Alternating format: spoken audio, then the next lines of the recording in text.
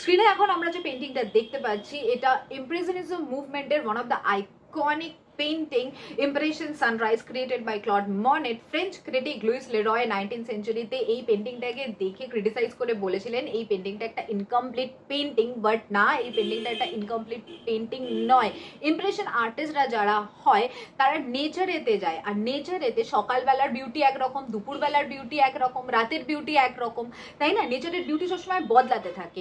আর এই আর্টিস্টরা একটা পার্টিকুলার সময়কে চুজ করে নেয়। ধরো সকালবেলাতে উনি পেন্টিংটা বানাতে গেলেন, যতটা সকালের টাইম থাকাকালীন উনি পেন্টিংটাকে ক্রিয়েট করতে পারবেন ততটাই করবেন, তার বিয়ন্ড করবেন না, ঠিক আছে? যখন সকাল পেরিয়ে বিকেল হয়ে যাচ্ছে বা দুপুর হয়ে যাচ্ছে তখন ওই টাইমটাকে আর উনি ক্যানভাসেতে আঁকবেন না। ওই দিনের ওই বিউটিটাকে, ওইটুকুনি বিউটিকেই উনি ক্যানভাসেতে ফুটিয়ে তুলবেন। এটাই হলো ইমপ্রেশন আর্টিস্ট বা এই মুভমেন্টটাকে ইমপ্রেশনিজম মুভমেন্ট বলা হয়।